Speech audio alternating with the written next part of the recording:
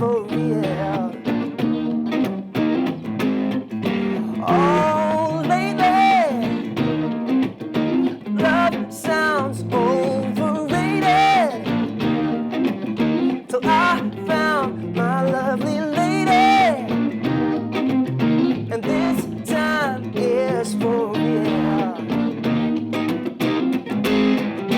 Oh, now you got me feeling like a fool, running, chasing after you. But loving's never felt this real.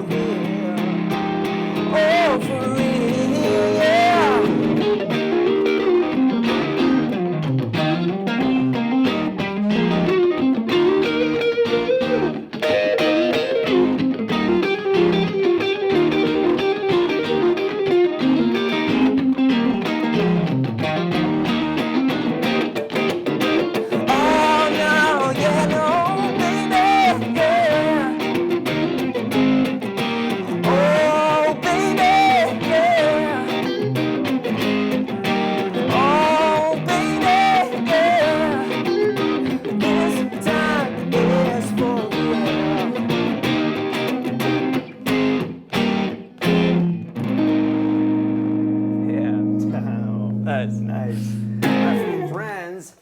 Smith is in the house. Welcome to the Guitar Show. I don't even know what date it is. It doesn't matter. The only thing that matters is Jude Smith's in the house.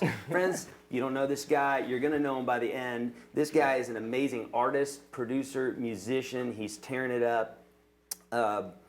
You are doing some amazing things, Jude. Thanks. Not only are you you're a passionate musician, you're a passionate producer. I've watched your vlogs on studio recording. You're a multi-instrumentalist. You're passionate about live. You're passionate about all things music, and I love it. It's absolutely brings me back to when I was your age and just being so immersed in it. And See, I'm jealous because I wish I could have lived through that era. That's my favorite era of music right in there. Just like mid 80s, like early 80s, all that stuff. So I'm kind of jealous. Yeah. So you have, so your music is quite unique, especially for your age. You're 24. 24. Yep. And you know, I'm always amazed at when a new artist comes out or a younger artist, and they're tipping the hat to all of these great artists from the 70s and the 60s, 80s, whatever it is. And for you, you have some amazing influences, some guys that I listened to growing up, right? So would you share a little bit about some of those influences? This is my favorite question. Yeah, I love, okay, so I guess I should start from the beginning. So my parents, when I was very little, they had this CD set of all the top hits from the 70s. And it was 1970 had a disc, and it had 12 of the best songs of that year. 71, all the best songs of that year, and so on and so forth to 79. Best education. Yeah, so we would go on road trips, they would play that, and so I knew all of the 70s hits. And between that and playing like Guitar Hero, I talk about this so often, like Guitar Hero was like what got me into like loving those songs and playing those songs and wanting to learn more about that era of music. Yeah, between those two things, it really cultivated a love for that kind of music early on for me. And so, yeah, just around like 12, I started picking up the guitar, and I was learning songs like Mr. Blue Sky by ELO. I was learning Sweet Child of Mine, like not your typical 2007-year-old guitar, the era of 2007, like I don't think a lot of people were, you know, they were maybe listening to like John Mayer or, you know, I definitely like went on to, you know, listen to more of his stuff, but I was definitely listening to some deep cuts of like Cream, and Bob Dylan in the early 80s and things like that, and that I definitely have my dad to thank for that. So yeah, just like that, those reasons right there, I think is why I kind of started listening to the stuff I've grown to love. So I love it. So if you could name the top, say 3, or if you have more, that's fine, but if you could name the top 3, what do you think would be the folks that influenced you the most? I'd have to say, okay, well, if you're following me on Instagram, I've got you'll see pretty often I've got records on my wall, my top 9. If I had to pick 3 out of there, it'd definitely have to be George Benson, who's in the middle. Love Breezin'. I think he put that on 76. And I can really hear that influence in your playing. I love George Benson. Yeah, that's a big compliment. He just speaks when he plays, and Yeah. that's a big reason why I love what he does, is because, he could do something, he could rip, but also he'll do something like that.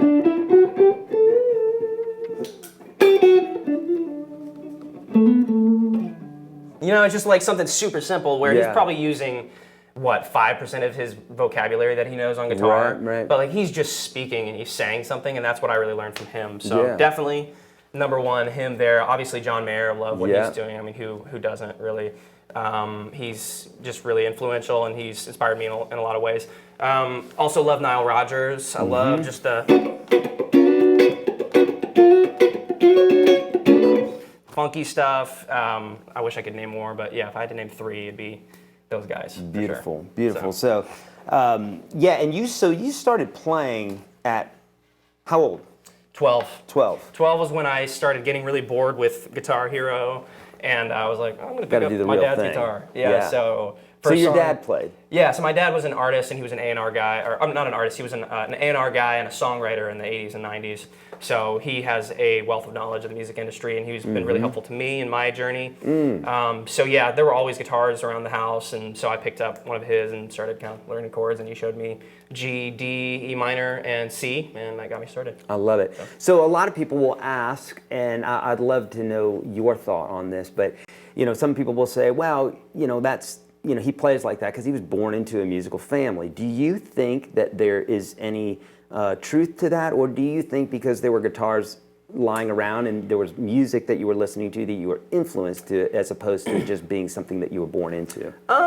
I personally think that and this may come off as arrogant, but it's not. I really think I was made to do this, and I think God gave me the gifts to do what I'm doing, and so I really feel like He wanted me to do that, so I'm just pursuing that, and I think along the way He saw fit for me to have a family of creative people, and for there to be guitars around me, and for me to, this and that. So I really think that is what inspired me to become who I am now and who I'm still becoming. Yes, it is super important. Obviously your upbringing is important in what you're surrounded by, what you're influenced by. But yeah, I mean, maybe if I had different parents who worked 9 to 5s and were a little more left-brained or right, I'm forgetting which brain it is, but if they were the more type A parents, maybe I'd be a little less creative. Maybe I'd work a 9 to 5 or something. So yes, obviously that was really influential in me kind of picking up that creativity and learning from them. So yeah. So now for folks that haven't watched any of Jude's stuff, say on Instagram, because really you have quite a following on Instagram, like 50,000 now, right? Yep. 50,000 plus followers on Instagram. If you love great playing, if you love you're hilarious, bro. Like you're funny in what you do. You can't take yourself too seriously. And a great vlogger. Like I just wish I had those chops. That's a whole nother thing. Follow Jude. Okay, we're gonna put up his links. We're gonna put up his Instagram and Facebook, Spotify. He's in all the places where the kids hang out. YouTube. There you go. Your website, which, yes. There you go. And the links are actually going to be in the description of this video. Check Jude out, because I promise you are not going to be disappointed, okay? Especially if you've been following my stuff, and then you go watch Jude. You're going to be like, all right, let's follow this guy and delete that guy. Seriously, well, I've watched his videos. Stuff. That's why I'm so good.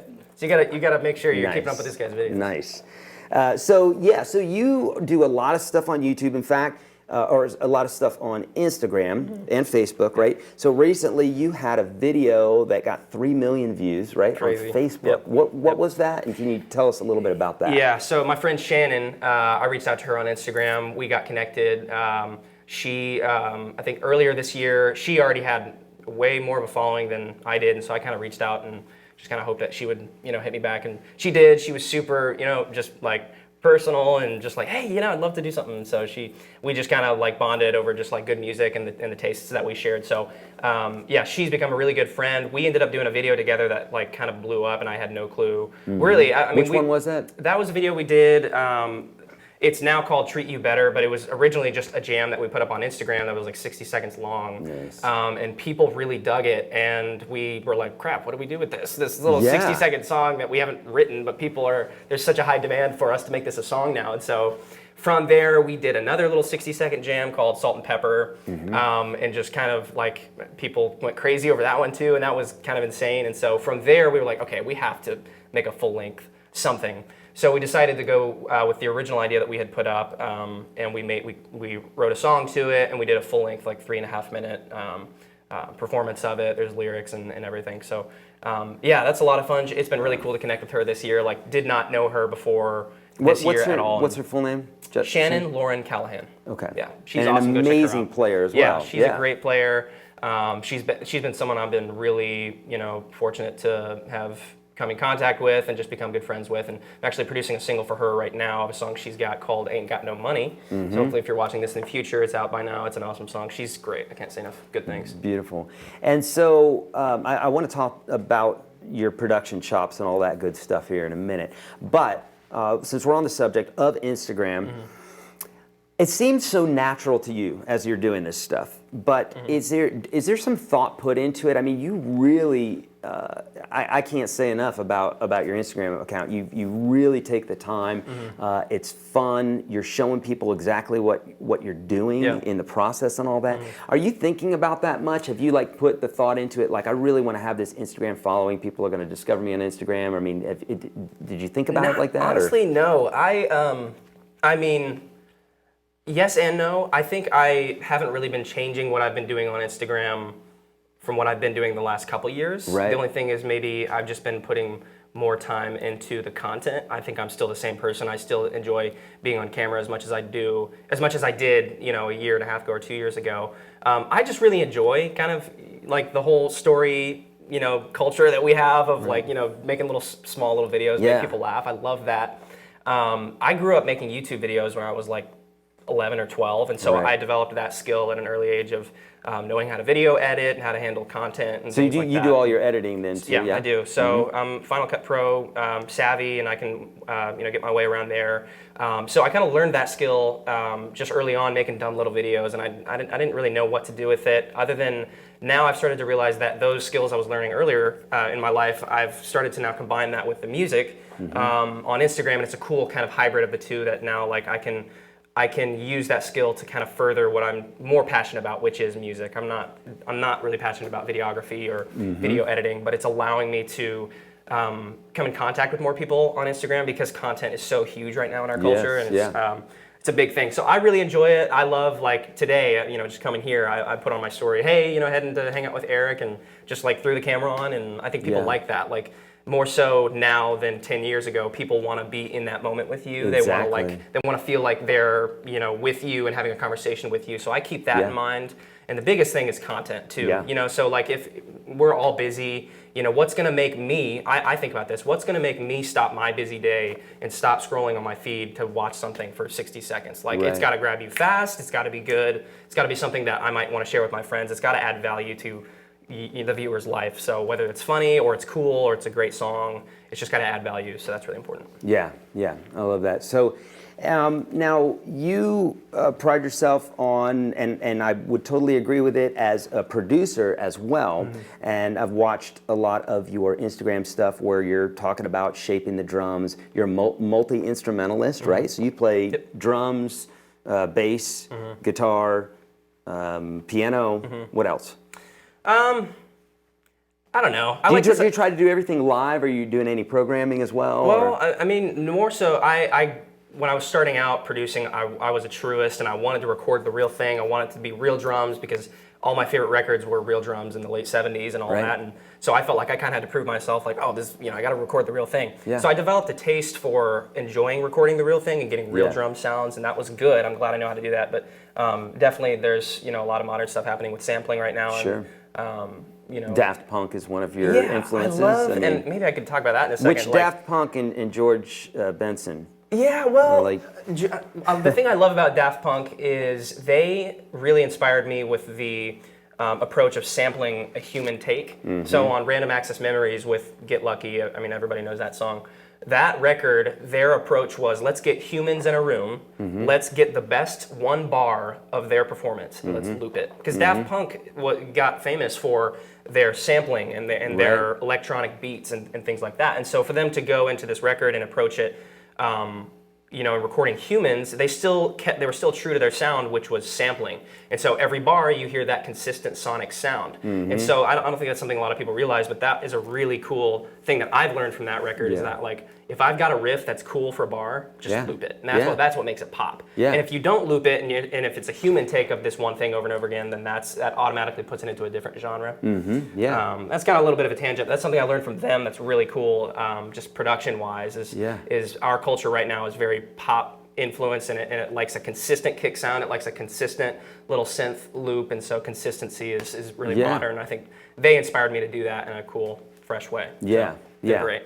So now you brought some of your looper stuff today, right? Yep. So you have a full band, and you've been playing out with a full band. But before that, right, you were doing more looper stuff and more solo stuff, right? Yeah. Well, honestly, I did some looping stuff early on. But I mean, starting out, just like anybody, I mean, it was all like kind of acoustic stuff. And that was good. That kind of got my feet wet with playing shows and whatnot. And then the first experience I had playing with a band, I was like, okay, there's no going back. Right. So the energy of having several musicians and everybody grooving together, right? Yeah, totally. So that, I mean, that's definitely my preferred way. I love playing with my guys, and that's a lot of fun. But I also have, kind of stumbled onto, doing this setup, which is, I don't know if you can see it, but I've got, kick pedal here and then a snare guy here. So I can hit these guys with my feet. Then I've also got a loop pedal, so I can loop a little element. And then, I can, because I get bored easily, and if there's no rhythm involved, I kind of... Because you're a drummer. I guess so, yeah. Right, sure. So I like hearing the whole thing, and I think having this setup kind of keeps the show interesting. So. Can you do a little loopy bit for us? Yeah, I would love to hear something. So, this one's called Flavor.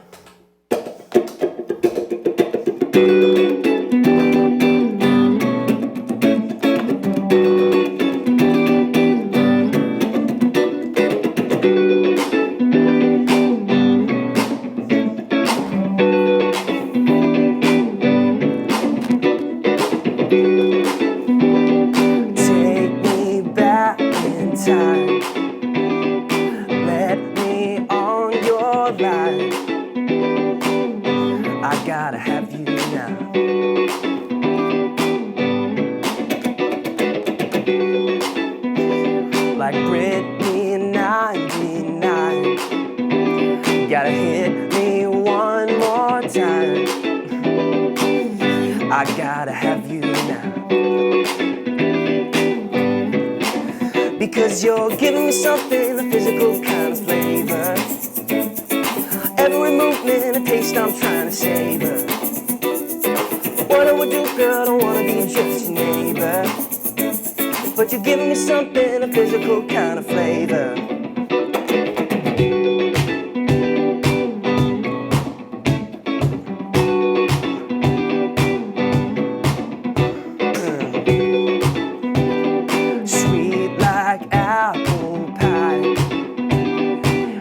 So good I cried. I gotta have you now.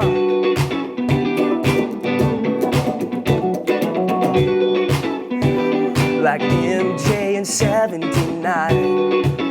Oh, you got me working day and night.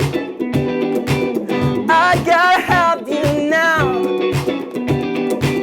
Because I know that, baby, you're giving me something, a physical kind of flavor. Every moment, a taste I'm trying to savor. What I would do, girl, I don't wanna be just your neighbor.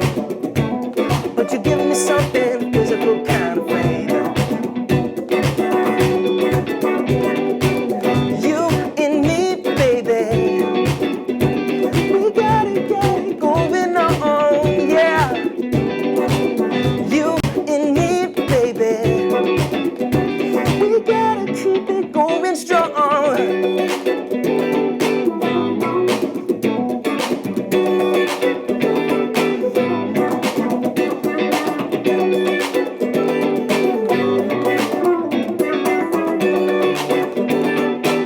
Because I know that, baby, you're giving me something, a physical kind of flavor.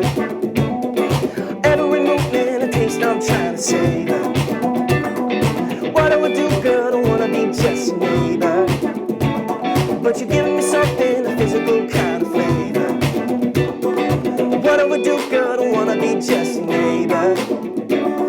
you're giving me something, a physical kind of flavor. Oh man, I love it, bro. I freaking love that. Thanks, man. Man, that's like one of the that's like something that you would pull out, like if someone was, trying to discourage you from music and being like, well, you can do it. You can do accounting. And he's like, oh yeah? Yeah. I don't know. I like to find myself somewhere between it being easy to play and obviously being fun. I have a lot of fun playing that song. But there's like this kind of fine line between like if it's too much, if it takes too much of my attention, I feel like I can't really enjoy it as much. Right. So yeah, I like kind of that fine line. That's a song for me that I don't have to work too hard for, and it's still fun. Yeah. I think it gets the point across. So yeah, that's beautiful. Well, I see a bunch of questions coming across for looping. And can you tell us a little bit about your setup here, so people kind of understand what's happening live and what's happening, what you're looping and all that good stuff? So just as far as the looper goes, I'm using the Boss RC30. It's probably the one that everybody's seen. It's the kind of pink classic Boss looper. It's got 2 channels to it. I was just kind of doing the most basic thing you can do, which is just recording to track 1, starting, stopping, so on and so forth. But you can also mid-performance, switch to the next track, and you can, record on that one as well. It's got some cool effects to it. It's also got like some drum stuff that I've never used, but I'm obviously doing my own drum stuff, so I don't use it on the Boss pedal. But yeah, the Boss pedal's great. The only other 2 things I was using during that song was I was using a TC Electronic flashback delay. Love this thing. You can have like 3 presets in it. So I've got, quarter. I've got dotted eighth plus quarter. So that's really great because I don't like having to bend down and change it, during the set. So I like that. You can preset it. And then I talk a lot about this guy, the Boss FT2. I love this thing. I didn't realize what I was getting myself into by buying one of these, to be honest. But a friend of mine, I was at a session earlier this year, and a friend of mine, Dan Bankhurst, showed me this pedal.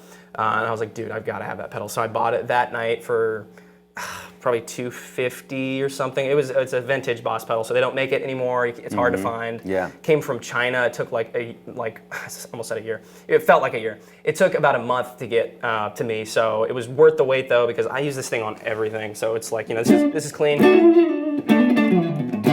This is with it on.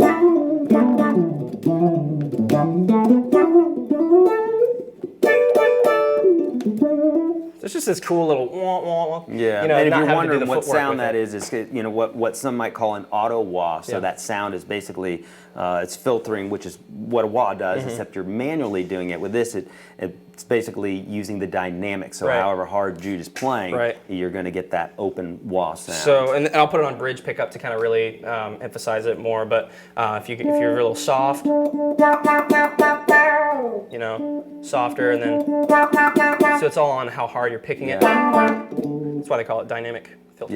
Yeah, I love it. So, and then the kicks that you're using today for the kick and snare, for the claps. Who makes those? It's a shout out to Ortega Guitars. They hooked me up with these. They make guitars, obviously, but they make this kick and snare accessory. It's called the Quantum Loop. This one specifically. So I've got a kick pedal here, and I can change it. So if I'm changing the sounds here, I can go to this one's kind of fun. I got like a Full House tom thing, which you use a lot. Which I use all the time. But yeah, this is like sound 1. It's kind of like a rock open kick, and then this one's like a super wide open kick, and then this one kind of like a flat kick. I like this one. It's kind of a cajon kick sound, so I use that one. And then also on the other side of this pedal, there's another button for snare sounds. So and this guy triggers into the pedal. They're combined by 1/4-inch pedals, and they speak to each other. So on my left foot, I'm doing the snare pedal here. It's kind of like an 808 thing, kind of like a rock snare. It's like a cross stick sound. It's like a hi-hat thing. And I like this one. It's kind of the clap sound. Little snap thing, that's cool. Little shaker. And then there's also 2 spots for your own sound. So if you want to load in your own thing via USB, it's really cool for that too. So, but these are all triggered live. So these aren't actually looped. But they're triggered live. Okay. So I haven't even installed any of my own. I just love what's on there. So nice. You can install your own tunes. Yeah, it's pretty great. It sounds great. Jude, you have a single that's going to be released soon, right? You Need Another Lover. Yep, that's right. Can you tell us a little bit about that? Yeah, so this one, this is a song I wrote with a friend of mine. We just kind of were like hanging out one day, and we were just kind of messing with the beat, and it came out to be like a super poppy guitar song. So it's all about the beat. It's all about, you know, being at like some club or whatever, and you see a girl and she's with this guy, and why don't you dance with me, whatever. It's all about the groove and just, you know, the beat of it. So yeah, that's coming out hopefully in November. I'm working on it right now. It's near finished, but I can't make any promises. Sure. As any creative person knows, who knows how long it'll take. But Yeah. November is looking like early November. So So see, it's not just me. They've been waiting for a lot of things. right, exactly. So if I could throw a plug in here, so go to Spotify, search Jude Smith, and follow me there so that you can see whenever it's out. You'll get notified, and you won't have to wait for me to tell you. Yes, and we've got all of Jude's links in the description of this video, so make sure you check it out. He is a remarkable, it sounds like such a dad thing to say, he's a fantastic vlogger. I'm proud of him. He's really good. No, seriously, it's super fun stuff. It's funny. I was watching today, you were doing some Q&A stuff about drums, because Jude is also an amazing drummer. It had a whole Q&A about recording, and it's in-depth stuff. It's not light stuff. And then a whole Q&A about guitar playing and that sort of thing. Yep. So recently, you went to LA, right? Can you tell us a little bit about that? Like, why were you going to LA? Sure. And there's some other things in there that I want to let Yeah. folks know about. But Yeah. why were you going to LA in the first place? Well, I wanted to get some shows out there because I had originally the plan was to release the single that I was just talking about, "You Need Another Lover," and then go on the tour, and that ended up not happening because the song wasn't ready, and you just can't rush that kind of thing. So ended up just going and just doing some random West Coast shows, and there's never a reason to not do that. Sure. So yeah, it just kind of turned into connecting with people and trying out the following that I've been gaining this year, and connecting with people out there who have been following me on Instagram and seeing my stuff on Spotify. So yeah, just went out there. Me and my sister went. She's a photographer, so she had some like photo shoots lined up along the way. We just hopped in a car, and I had this setup and my orange wood guitar. Didn't bring electric. It was just an acoustic setup. But exactly what I'm doing here, and just brought that. We just drove it all the way out west, and I played in San Diego first, and then played in Murrieta. That's like in between LA and San Diego.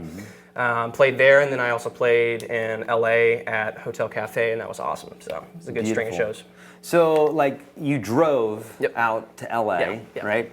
And you did something quite unique, right? So, you know, it's expensive for a thriving musician who's, you know, just getting in the car and going, right? And you got other people, you might have to pay them and what have you. But so you came up with this thing, right? Was it Gas for Jude, or what's it called? Yeah, Jude Sings for Gas. Jude Sings for Gas. And so we've got a little clip of this, but can you, before we show the clip, can you tell us a little bit about what the plan was here, like what you were doing? Okay, so I originally me and my sister were talking about, okay, how are we going to pay for this? Like, you know, we were in the phase of like saving for the trip, and I had to cover all my expenses of, you know, like obviously there was Airbnbs paid for, whatever. So we were trying to think of a way that I could creatively interact with my following and kind of get them to help pay for it if they wanted to, and kind of contribute toward the trip. And I was trying to think of a cool incentive thing I could offer back to them in return for gas money that they would send me. So we ended up thinking of this idea for me to kind of, when we're at the gas station, have people send me money via Venmo, that's hard to say, via Venmo, and if they send me $10 or more, I would write them a song. And it ended up like just exploding and turning into more than I bargained for. I thought it would be cool if it just kind of helped pay for some of the gas and I could cover the rest, because I already had all the trip paid for by the time we left, and I was kind of thinking about not doing the idea because it's a lot of work. I knew as soon as I opened that gate, like it was going to be like me writing the entire trip. So, but I didn't realize literally how much I would have to. I thought I had a good estimate of what it would take, but it ended up being a lot more.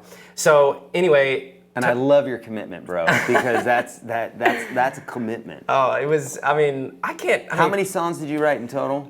It was 125-ish songs. Oh my goodness. So basically, it looked like I basically posted on Instagram. I said, hey, I wrote one to the first guy who actually he was a good friend. He just donated toward the trip.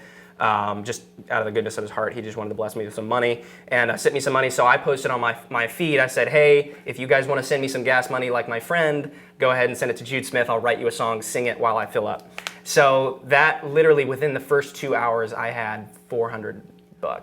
Oh, it was my crazy. goodness. So maybe from there I won't give out any more numbers, but let's just say it ended up paying for all of the gas. That's amazing. And beyond that, like me and my sister were able to stay in a hotel, and it was just awesome. So That's amazing. yeah, it was cool, and it was just a really fun way to connect with people, because that's just another thing that I was talking about earlier. Like, people want to interact with you online, and they want to have like a real experience, and that was a cool way to kind of give them that. And yeah, I just thought it was like a really unique thing that we kind of stumbled upon, and it was definitely a team thing too, because I couldn't be writing the songs in the front seat if she wasn't driving. Sure. Also, my good buddy Philip, who came on the trip, and plenty of other friends who helped along the way, kind of drive. And so yeah, it was a lot of fun. Ended up paying for everything, and it's a story that like I'm still kind of in shock of looking back on and being like, that happened. That's that crazy. happened, and you committed So, to it. And it's yeah. amazing. So we're going to show you some clips from this here. But what I want you guys to do is after the broadcast, or right now, head over to Jude's Instagram, because he has at the top there, you'll see the little highlights.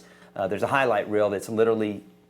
Do you have all the songs on there? They're all on there. So there's it's a weird 120 something songs. Yeah, there's a weird Instagram glitch where sometimes there's literally so many songs. You know how you can highlight something on your story or on your page? So there's so many of these gas songs that it just starts like deleting some of them off my highlight, because there's so many of them. So I apologize if one of yours is not up there, but yes, they should all be up there. There's That's like amazing. 120. That's amazing. Okay, let's take a look at this clip here. Nigga want to say thank you, but I don't know how I'm going to. Nigga want to say thank you, but this is all I know how to.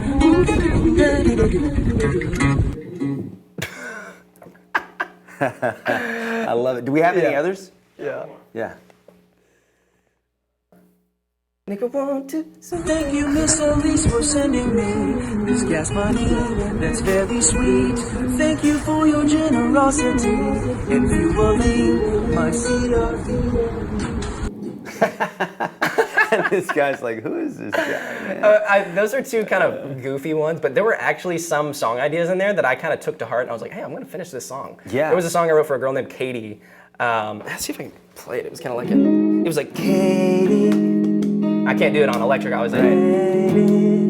But it had this cool beat to it, and it was like, and I was like, oh, that's kind of cool. So I don't know, maybe there's a song I'll write called Katie someday, / gas song or whatever. I don't know, totally we'll dig that, man. Yeah.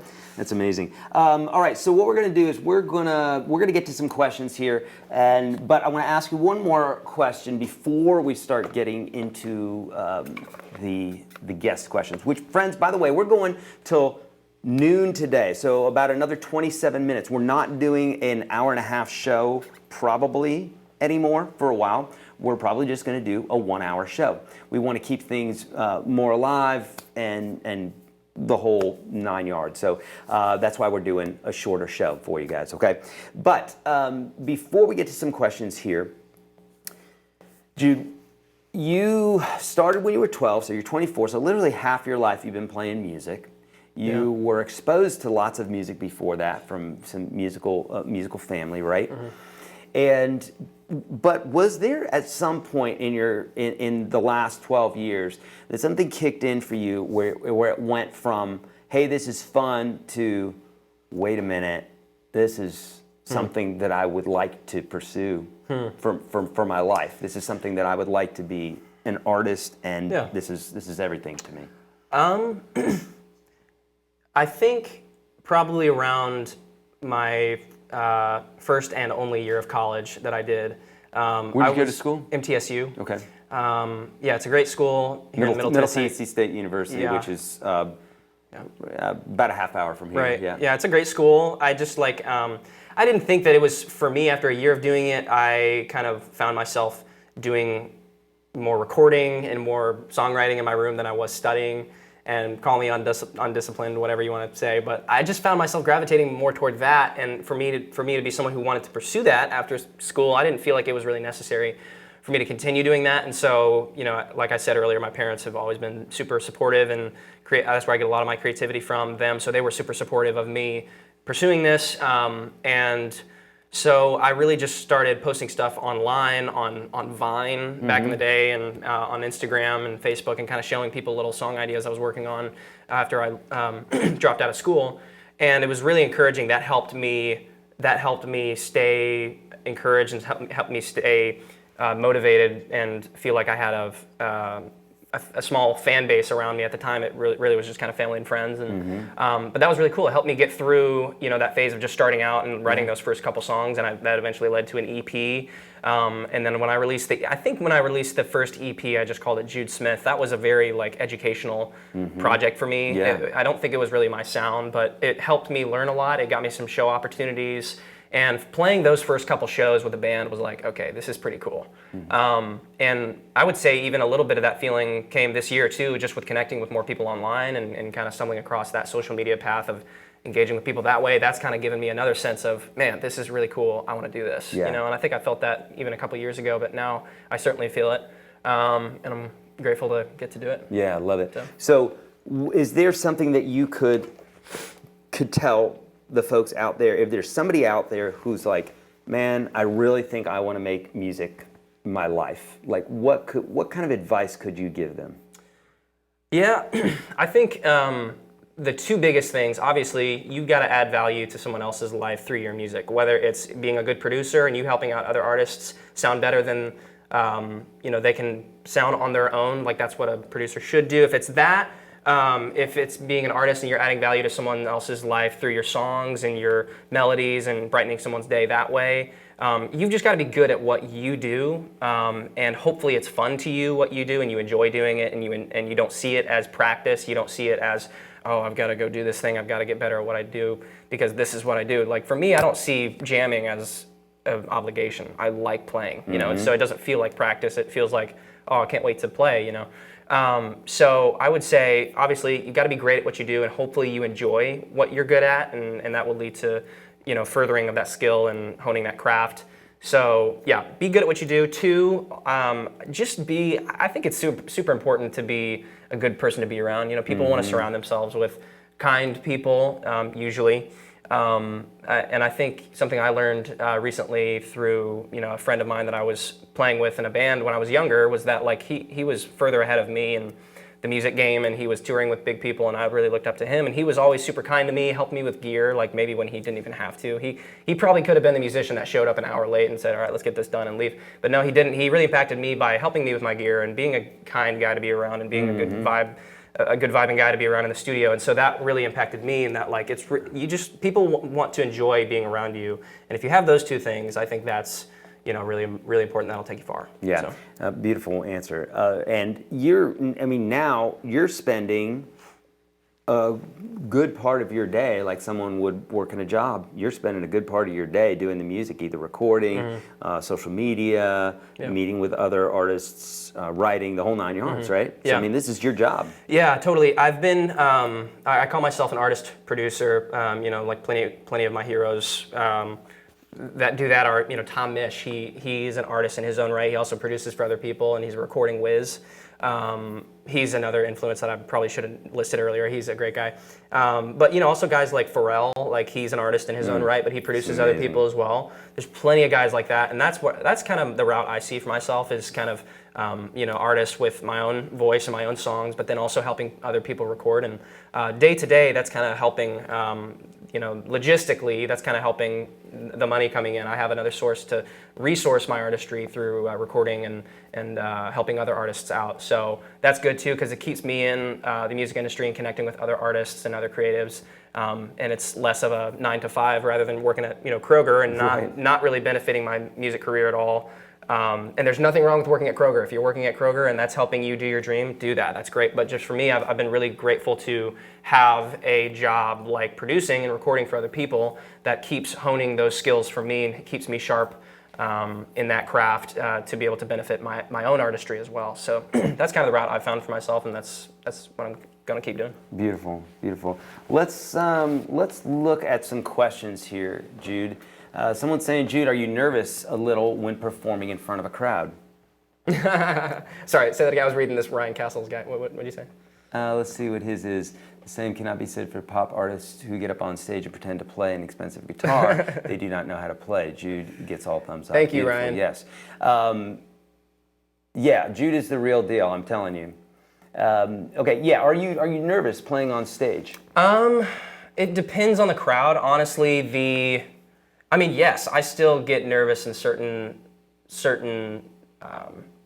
on certain occasions. Like, it depends on the crowd. For me, I have such a better time playing for complete strangers and a bigger crowd than I do playing in front of like my 12 friends and family. You know, like back in the day, like when I released my first EP, and that was all who I was playing in front of. That made me nervous because, like, as an entertainer, you want to put on the entertaining hat, and you want to kind of, it's almost like somewhat of an acting job. You want to, in a way, I see it.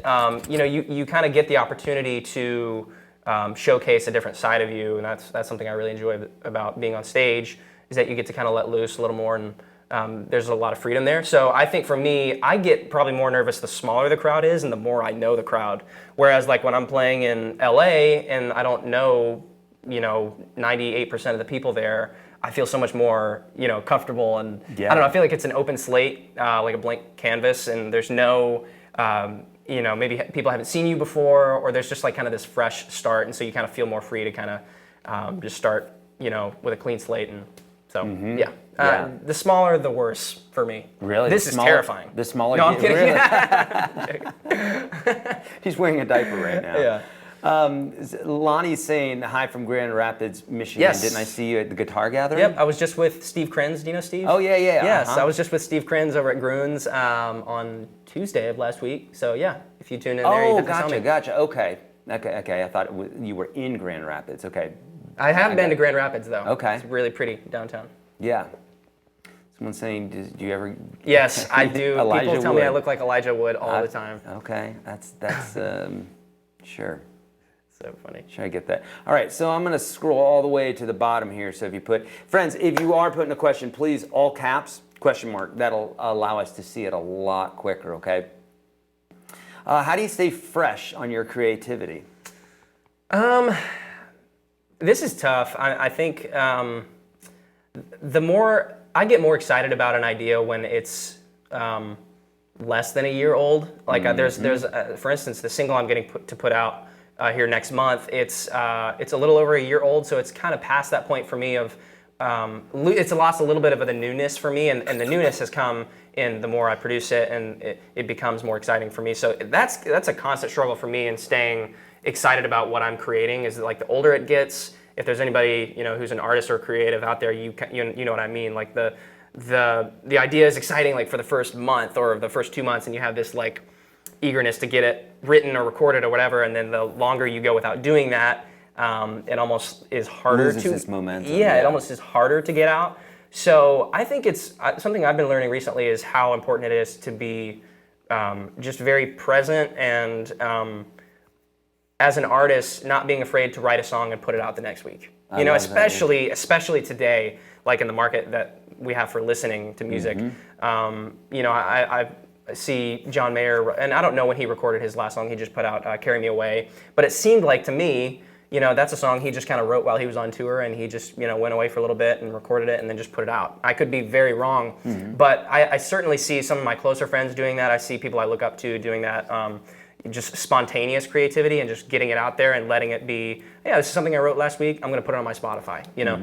So I think... as opposed to deliberating over it until it takes all the life out of it. Right, as opposed to dissecting your art and dissecting that idea to death, and it becoming this, you know, this remnant of what it should have been in your more inspired state. So, yeah, I think getting an idea, harnessing it, and any mix or song I've done in a day is usually a song that I enjoy more than a song that took me, you know, 3 months to write or produce or whatever. Not always the case, but I'm trying to stay fresh in my creativity, to answer your question, by being quicker, to not dissect the idea as much, to not, you know, dissect it to death to the point to where it's not fun anymore. If I'm not having fun, you're not having fun, and there's no fun in that. So, So Sean is asking, what would you advise to someone starting songwriting? listen to Bob Dylan. Sorry if you don't like him. But for me, maybe, I mean, I'm not going to say that. Maybe that's not a blanket statement. Sure, there's plenty of people who won't be inspired by Bob Dylan. But for me, I'm really inspired by how Dylan makes syllables obey him, and how, you know, he just has this really creative way of writing that I've never heard anybody else come close to saying it the way that he says things. So I'm really inspired by him. There's also, I feel like for every one Dylan song I hear, I can write 5 songs. So maybe that'll work for you, maybe it won't. Maybe a better And answer. your music doesn't sound anything like Dylan, It's not, but no. which I love that you still tip your hat to Yeah, him, of because course. like that shows a true artist, where you can take some, I hear artists talk, and when I see them pigeonhole another artist or whatever, and I go, man, like there's a reason that there's a fan base there, or Right. there's, I shouldn't even say pigeonhole, I should say like poo-poo, another style or what have you. And there's a reason that that hip hop is so popular. It's not because it sucks. Yeah. So if you don't get it, Right. well then, just say you don't get it. Right. But like there's a reason that it's popular. Yeah. Or whatever music that is, whatever, Right. take the music that offends you, whatever. Right. The other thing about Dylan too is, I'll answer the question maybe a little bit more broadly than just Dylan, because maybe that's just for me. But the thing that's really cool about Bob Dylan is that like he probably had every excuse besides his songwriting to not be a singer-songwriter, because like honestly his voice was not the best. Like I mean, there's plenty of, I know plenty of people who don't listen to Bob Dylan because he can't sing, quote unquote. I think I don't see it that way. I see it more so that he has a certain spirit behind his music, and that if he proved everybody wrong and became world famous for his songwriting, even though he had this crazy goat voice, that like no one has an excuse. And I'm not putting Bob Dylan down. Like Sure. I am if I can say that because I'm a huge fan. I think you know what I mean. He's just like if he can do it, and he can get past the self-consciousness of maybe like how he sings, or even on certain records he blatantly hits the wrong note, but like there's this sense of like, I don't care, this is who I am, and this is what I was born to do about him that I just love. And so that's what inspires me. As far as the original question of how do you keep your creativity? yeah, how do you keep that coming? For me, the more that I intake music, I feel like that's more that I get more inspired that way. And I'm obviously producing a lot. I'm listening to a lot of the stuff that I create, and I have to be really careful to make sure that I'm taking in a good amount of new music to inspire me and keep me fresh and keep me up to date with what's going on. So that's really important. Make sure you're listening to music. Make sure you're staying up to date with what's happening, not only in today's music, but what's happening in today's culture. Like for instance, what I was saying about social media, it's really important that you can utilize that tool if you want. It can only help you to connect with more people. So staying up to date with what's going on, listen to more music, and make sure you're consuming so that you can produce. Because no producer can produce without having consumed something. So Yeah, I love that. Yep. I heard it said the other day, Melissa was writing with, my wife was writing with another songwriter in the area, and he said that, if he doesn't take a certain vocabulary in, this vocabulary won't come out, so it's just in and out. It's like if you don't have anything to inspire you, Right. then, and I think a lot of people, especially in the beginning, they don't get this concept, and they're like, man, I just want to be totally original. I don't want to learn music theory. I just want my soul to speak. Well, if you don't have anything to say, you're going to be there a long time. But if you got this constant in and out, 100%. I think that's a great one thing point. that I did over the last, 2018, this summer, like around July of 2018, I was recording Groove In, the EP that's out right now on my Spotify and iTunes. The month that I was recording that, I would wake up every morning, I'd go get coffee, I'd listen to Toto 4, and then I would go back and work. And so, and then once I got through all of Toto 4 and plenty of listens, I would move to Fahrenheit by Toto, which was an earlier record of theirs. But yeah, just like making sure that you're taking in music is really important. And I am a person who sticks to what they know, and to my downfall most times. So it's really important that I have a good regiment of taking in music and new challenging things to inspire me. So. I love it. So someone had mentioned about some chatter about playing video games and playing guitar and what have you. So you were a big, Guitar Hero player. And so do you think that your guitar playing, is it a similar thing for you, like playing video games in the challenge and all that stuff? Do you find it similar? It's an interesting question. Because I have always, like, to me, I've always said to students who were playing Guitar Hero or even Rocksmith, which is closer to actually playing guitar because you're actually playing the guitar. Right. And I always say, man, you're using the same parts of your brain. It's timing, it's accuracy, you're using your fingers. It's the whole, so why not direct that into something that you could actually, create a song for, a loved one or whatever, as opposed to, because I saw, My Knees Hurt Here. This is the name of one of the guys. He's saying, why do people care what if other people play video games? And I think people don't really care, and I think that's the answer. People don't care. Like, no one cares if you're good at playing video games, but they do want to go see John Mayer in concert, not because he's good at video games, but because he's giving something. And I think that's the difference between playing video games and playing music, is that it's similar.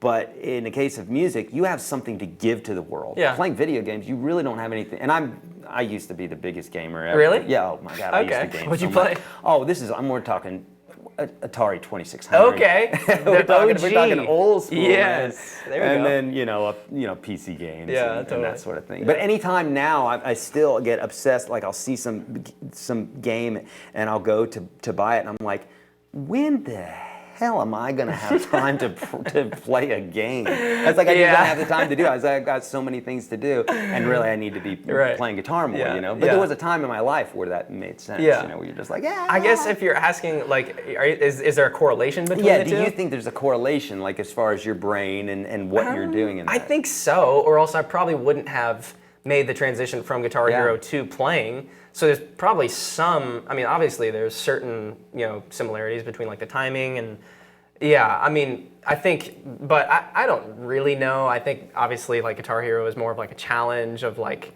hitting all the notes, and maybe that's something that I enjoyed, maybe the challenge of it, maybe that's something I could take away from it. But all that I see, the video game season of my childhood was just getting me inspired to learn the songs and the taste of that music and playing guitar. So. Yeah. Medicine Man here is saying, tell me, who is this young, up-and-coming young whippersnapper? This guy? You gotta know. Friend, this guy? Medicine Man, look in the link, look in the description of this video. You've got to follow Jude. We've got his social links online here, so on the screen there. So go ahead and check him out, because you don't know what you're missing. He's a breath of fresh air, so much good music, and just fun. He loves what he's doing, and that really shows. Okay, so let's see if we have any others here. We are going to do, friends, we got about 7 more minutes. We're going to do a quick fire. I've got some quick fire questions for you before we go. Is there anything else that you want to play for us? Any other? Oh, you mentioned something about Strut, which is, right? So you have a song called Strut? It's a song in the works. It's like a little just progression that I have that I'm thinking about writing something to, but right now it's just a guitar part. It's and recently you did something for, what did you do? You demonstrated some techniques that you use. For who? For Pickup Music. If anyone's on, if anyone follows them, they're a huge music resource community on Instagram, but other than that, they're just beyond Instagram too. But they have a huge, that's how I heard about them. They have a huge presence on Instagram. A lot of young guitar players want to get on their page and get shouted out by them because they have a huge following. But anyway, they have artists come on and perform little songs for people to learn. They call it hashtag Song Squad. So I went and just kind of did this little idea and played it for them, and people can go and they can, if they subscribe to Pickup, they can see me play the song, and I dissect how I play it, and I can show them, and they can see the video of me showing them how to play it. Good. So. Can you just give us a little snippet of the part that you're playing and just kind of give us a, maybe like a 2-minute lesson on it? Yeah, totally. Yeah. So the idea is this. I'll just play it for you real quick. So, well, cable's gotta go. Uh-oh. Got some tremolo going on. There we go. I think we're good. No, I'm gonna have to use your guitar. Yep. Technical difficulties. Basically, the idea is, can I borrow that pick? Yes, sir.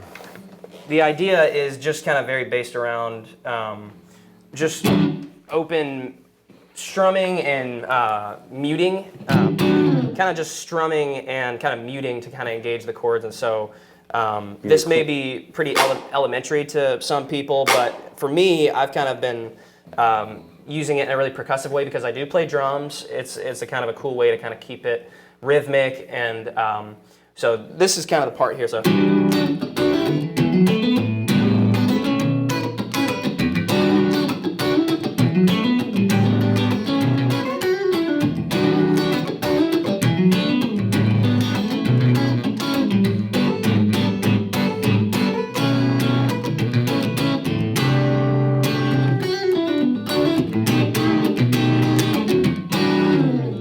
So that's kind of the idea, and I'm only doing that by being able to mute the strings that I don't want, and so I think this is a song that kind of helps show that off in a cool way. So basically I'm playing kind of like an E minor 9, and the main thing about this is that I'm kind of using the muting of the chord to kind of keep it rhythmic. So instead of this,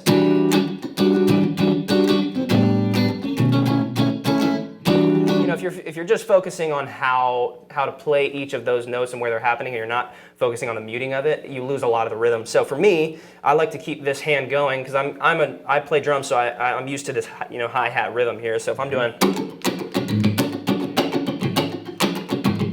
and even right there's kind of a percussiveness to that. There's kind of high, high, low, low, high, high, high, high, high, low, high, high, high. Picking the low strings and the high strings. So that's kind of cool too, but with that, engaging the chord with the hand, so.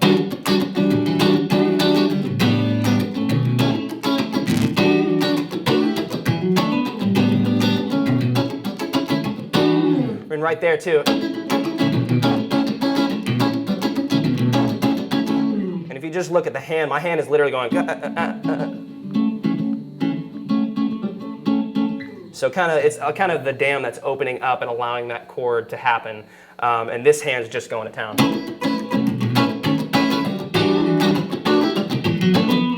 And for anybody who's not comfortable with muting those strings that you don't want, that just takes some practice. For me, I've been doing it long enough to where I don't think about it anymore. But like when you're playing this chord,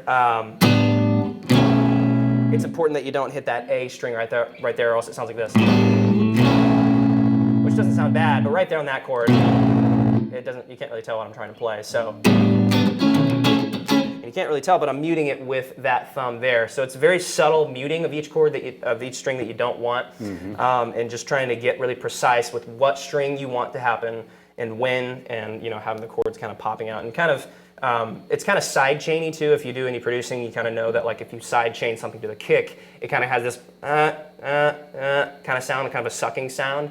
And that's I'm kind of getting some of that element. Can you tell them just like a brief overview of what side chaining is? Sure. So side chaining in production, it's production lingo for you've heard it in any pop song. So when a kick comes in and it pushes everything out of the way in the mix. If you have a bass, kind of like in dubstep, it's huge for dubstep. So if you have the bass that is side chained to the kick, anytime that kick happens and that signal comes through, it is going to literally push the bass down. It's going to duck it down.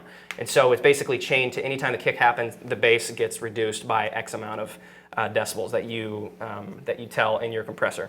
So what I'm saying there is it's kind of got this, the chords are kind of sucking in and out, and that's kind of the sound you get for a side chain thing, is that it kind of is there and then it comes and it goes away and it's there and it goes away again, and kind of giving more priority to the kick sound.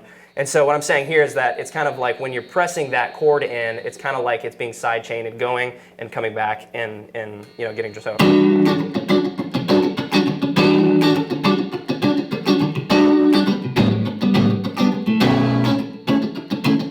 You can almost imagine like something kind of shoving it out of the way. So yeah. When I say side chaining, that's what I mean. Yeah, love it, love it.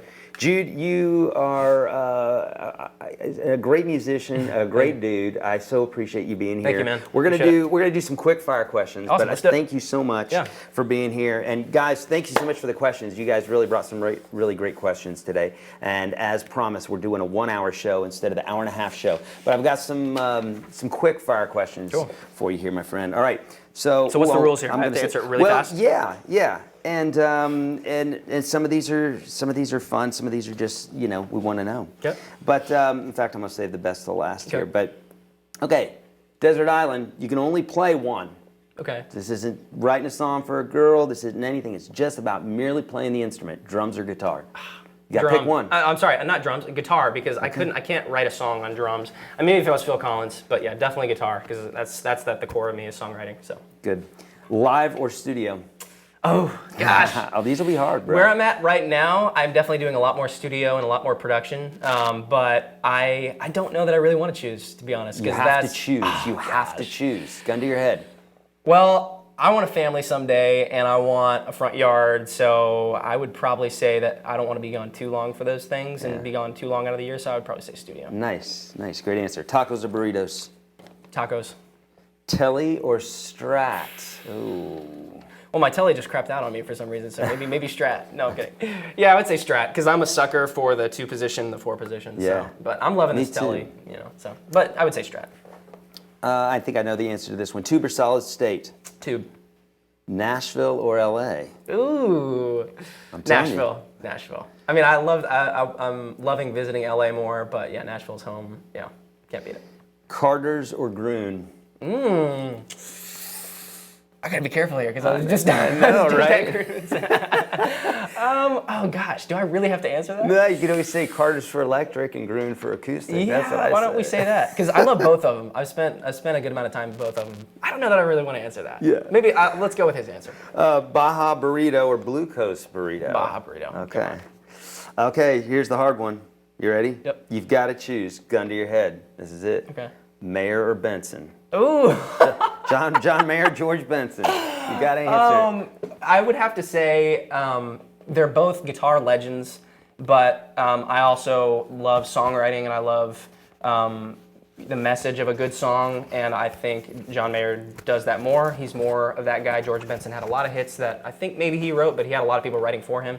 So I'd probably say John Mayer because he is the combined inspiration for me of guitar playing and songwriting. So Love it. You surprised me with that answer. Really? Yeah. I mean, not to say I don't love Benson. I love his playing, and I love his spirit and his music. Let's hope he's not watching. Yeah, hopefully they didn't see that. Yeah.